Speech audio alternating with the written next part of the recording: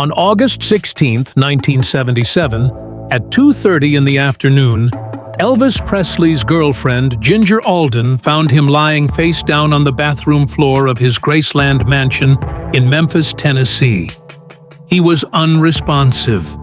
His face was purple. He'd been dead for hours. Elvis Presley, the king of rock and roll, one of the most famous people who ever lived, died alone on a bathroom floor at just 42 years old.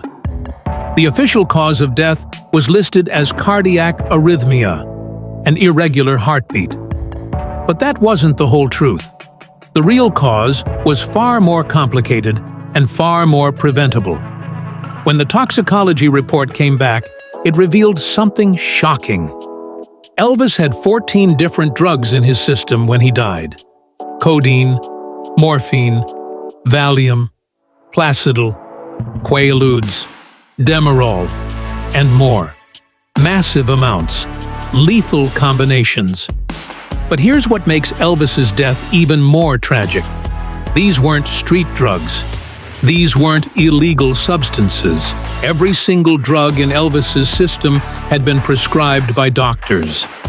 Legal prescriptions from physicians who were supposed to be helping him. In the final years of his life, Elvis's personal physician, Dr. George Nicopolis, known as Dr. Nick, prescribed Elvis over 10,000 doses of sedatives, amphetamines, and narcotics in just the 8 months before his death. 10,000 doses. In 8 months, Elvis had become addicted to prescription medications, and the doctors who were supposed to protect him kept writing prescriptions, kept enabling his addiction, kept him supplied with pills until those pills killed him. This is a story we've heard countless times since Elvis died. Prince, Michael Jackson, Tom Petty, Whitney Houston, so many others. The prescription drug epidemic that's ravaging America today? Elvis was one of its earliest and most famous victims. But Elvis's story isn't just about addiction and death. It's about a poor boy from Tupelo, Mississippi, who became the biggest star in the world. It's about exploitation by the people who were supposed to protect him. It's about the price of fame. And it's about how talent and success can't protect you from the demons inside.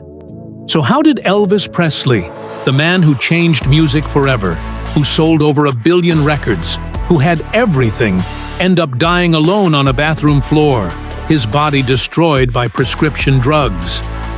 That's the story we're about to tell. From poverty, to the army, to Vegas, to Graceland, to that bathroom floor. This is the real story of Elvis Presley. This is the King. If you're enjoying this story of resilience and transformation, don't forget to subscribe to Rise Stories. We bring you the real, untold journeys of the world's most iconic figures, the struggles, the failures, and the comebacks that shaped them. Hit that subscribe button and turn on notifications so you never miss an inspiring story. Now, let's continue with Elvis Presley's incredible journey. Elvis Aaron Presley was born on January 8, 1935, in a 2-room shotgun house in Tupelo, Mississippi. His parents, Vernon and Gladys Presley, were desperately poor. Elvis was born a twin. His brother, Jesse Garon Presley, was stillborn, born 35 minutes before Elvis, already dead. Elvis would be haunted by his twin brother's death his entire life. "I always felt like I was living for 2 people," Elvis once said. "Like I had to accomplish enough for both of us." The Presley family was extremely poor. Vernon worked odd jobs, driving trucks, picking cotton, whatever he could find. Gladys took in laundry and worked in factories. They barely scraped by. When Elvis was 3, Vernon was arrested for forging a check and sentenced to 3 years in prison. While Vernon was incarcerated, Gladys and Elvis lost their home. They moved constantly, staying with relatives, living in poverty. Elvis and his mother developed an extraordinarily close bond. Gladys was overprotective, hovering, terrified something would happen to her only surviving child. Elvis slept in his mother's bed until he was a teenager. They had their own baby talk language that they used with each other their entire lives. "She was the most important person in my life," Elvis later said. "Everything I did was for her." Elvis discovered music in church. The Assembly of God Church in Tupelo had passionate, emotional services with powerful gospel singing. Young Elvis was mesmerized. At age 10, he performed publicly for the first time, singing at the Mississippi-Alabama Fair. In 1948, when Elvis was 13, the family moved to Memphis, Tennessee, looking for better opportunities. They lived in public housing projects. Elvis attended Humes High School, where he was shy, awkward, and largely ignored by his classmates. But Elvis was absorbing everything around him musically. Memphis, in the late 1940s and early 1950s, was where black blues and gospel music mixed with white country and western. Elvis heard it all, on Beale Street, on the radio, in churches. He was unconsciously developing a sound that would change everything. In 1953, 18-year-old Elvis walked into Sun Studio in Memphis. He paid $4 to record 2 songs as a gift for his mother. The studio owner, Sam Phillips, wasn't particularly impressed, but his assistant, Marion Keisker, noted Elvis's name and contact information. "Good ballad singer," she wrote. A year later, in 1954, Phillips called Elvis back to the studio. He wanted Elvis to try recording some songs with 2 local musicians, guitarist Scotty Moore and bassist Bill Black. The session wasn't going well. Elvis tried various songs, but nothing clicked. Then, during a break, Elvis started fooling around, singing an up-tempo version of a blues song. Scotty and Bill joined in. The sound was completely new. Black rhythm and blues played with white country energy. Sam Phillips knew immediately. "That's it. That's what I've been looking for." They recorded the song and released it as a single. Local Memphis radio started playing it. The response was electric. White teenagers loved it. Black listeners loved it. It was something entirely new. More recordings followed. Elvis started performing. His stage presence was unlike anything anyone had seen. The hip movements, the leg shaking, the sexual energy. Parents were scandalized. Teenagers were obsessed. In 1955, Elvis's contract was sold to RCA Records for $40,000, an enormous sum at the time. RCA assigned Colonel Tom Parker as Elvis's manager. This was the moment that would define and eventually destroy Elvis's career. Colonel Tom Parker was not actually a colonel. He wasn't even American. He was an illegal immigrant from the Netherlands named Andreas van Kirk, who'd entered the U.S. illegally and created a false identity. Parker couldn't leave the country. He'd be denied re-entry because he had no legal documentation. This single fact would have profound consequences for Elvis's career. Parker took control of everything.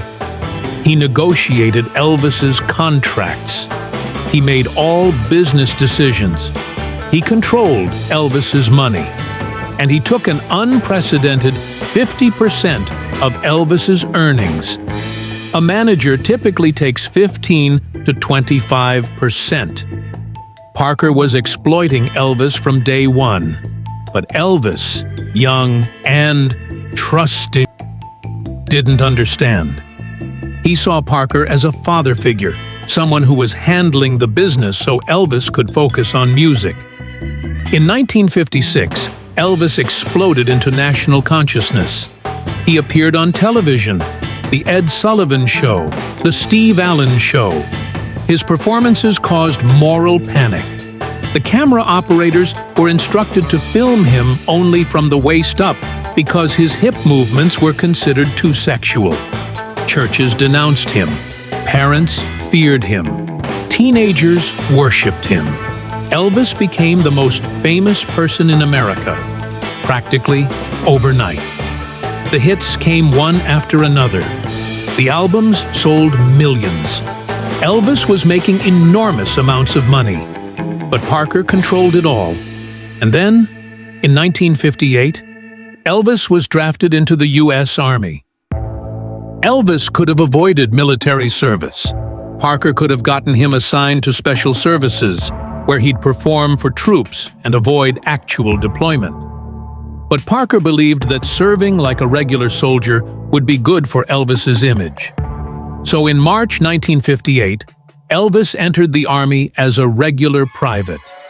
He was sent to Fort Hood, Texas for basic training, then deployed to Germany. While Elvis was in basic training, his mother Gladys became ill. She'd always been heavy, but now she was struggling with hepatitis, likely caused by years of alcohol abuse.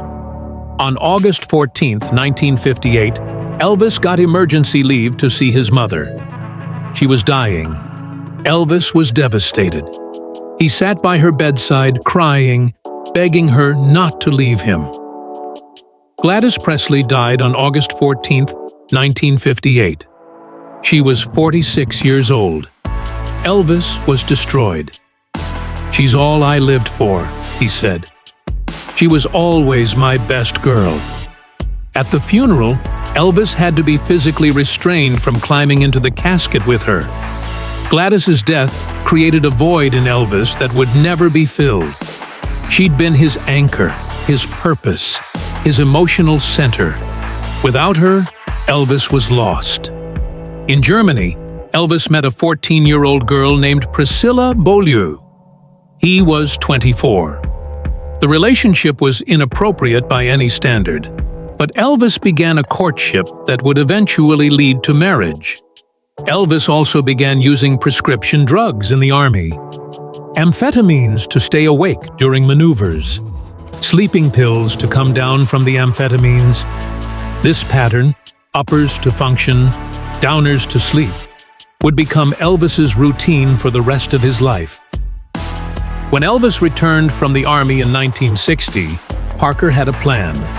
Movies. Elvis would become a movie star. But Parker wasn't interested in Elvis doing serious films. He wanted formulaic musical comedies that would be cheap to produce and profitable. Elvis would play essentially the same character in every movie, a singing, dancing romantic lead. From 1960 to 1969, Elvis made 27 movies. Most were terrible, critically panned, artistically empty. But they made money, and that's all Parker cared about. Elvis hated the movies. "I want to be a serious actor," he'd tell friends, but Parker controlled the contracts. Elvis was trapped. Meanwhile, music was changing. The Beatles arrived in 1964 and revolutionized popular music. Bob Dylan was writing profound, poetic lyrics. The Rolling Stones brought raw sexuality.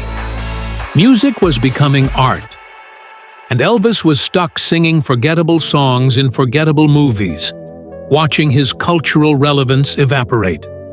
His prescription drug use escalated. Amphetamines during the day to have energy. Barbiturates at night to sleep. More and more pills, prescribed by doctors who never said no to Elvis Presley. In 1967, Elvis married Priscilla. She was 21, he was 32. Exactly 9 months later, their daughter Lisa Marie was born. But Elvis's attention was elsewhere. He was bored, depressed, creatively stifled, taking more and more pills. In 1968, Elvis did something that would briefly revitalize his career: the '68 Comeback Special. It was a television special where Elvis performed live for the first time in 7 years. He wore black leather. He played guitar. He sang with passion and intensity. It reminded everyone why Elvis had mattered in the first place. The special was a massive success. Elvis was relevant again, excited again.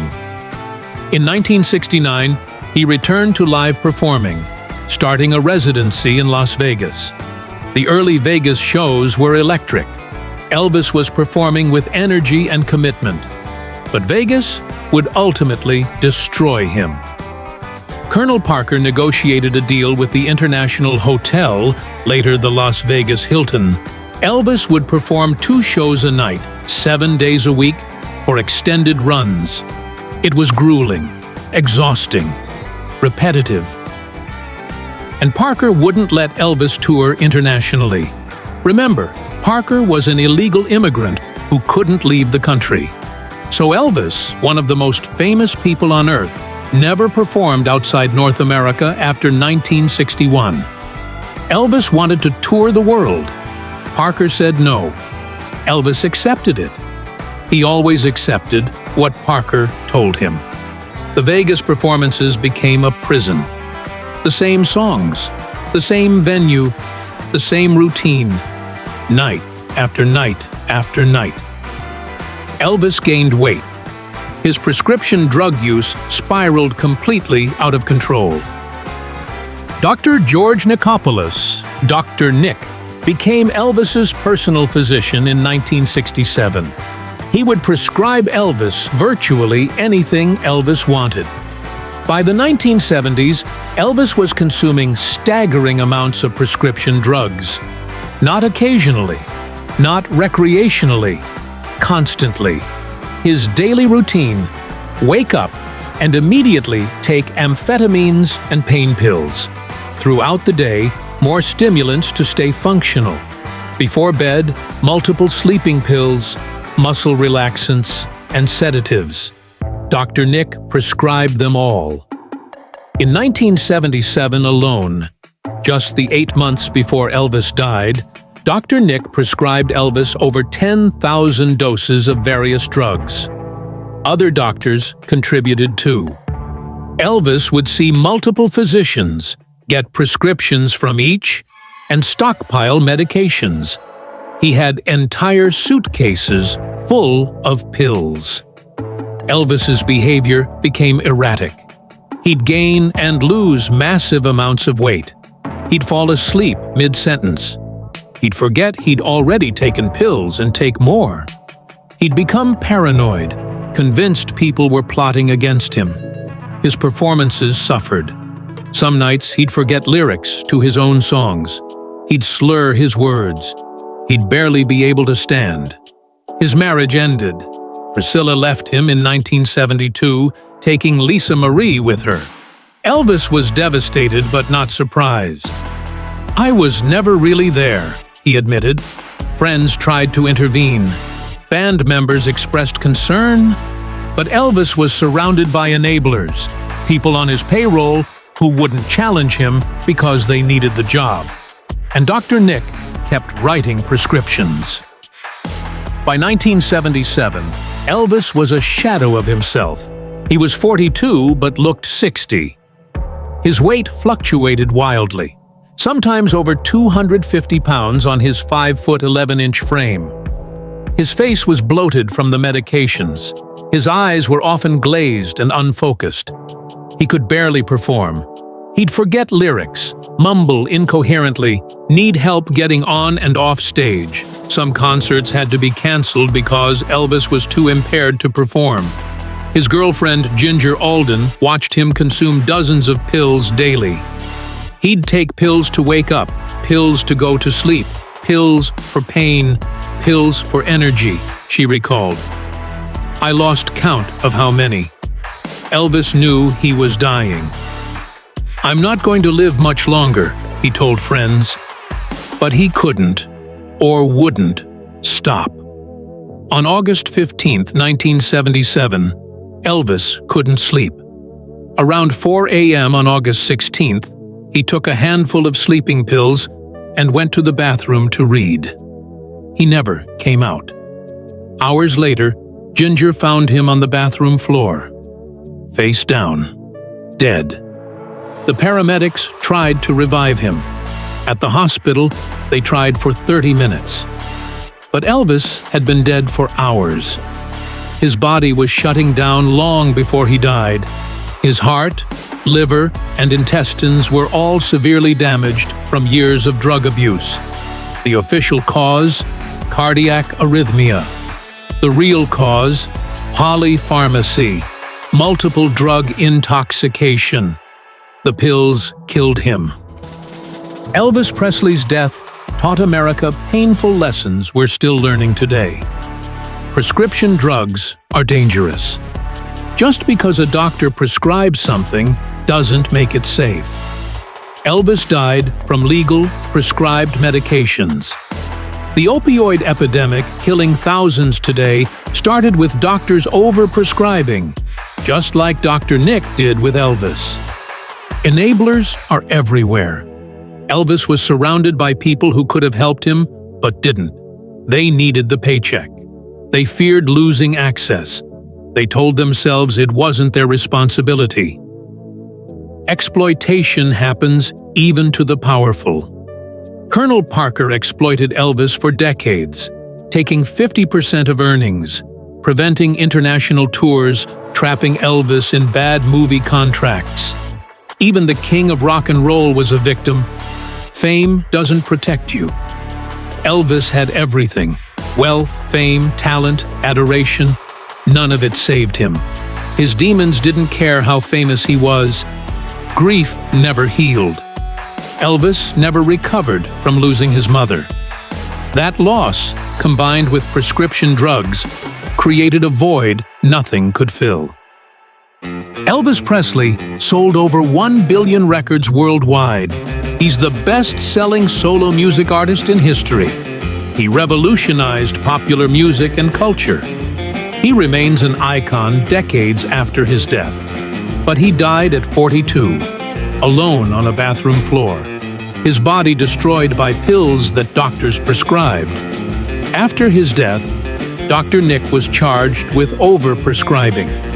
He was acquitted, but later lost his medical license. Colonel Parker continued managing Elvis's estate, taking his 50% cut even after Elvis was dead. Graceland became a shrine. Millions visit annually. Elvis sightings became a cultural phenomenon. The legend grew, but the reality is simpler and sadder. A talented boy from Tupelo became the biggest star in the world, was exploited by the people who should have protected him, and died because prescription drugs killed him. Your story doesn't have to end like Elvis's. If you're taking prescription medications, talk to your doctor. If you're grieving, seek help. If someone is exploiting you, find support to break free. Elvis's death was preventable. Yours can be too. So, what's your story?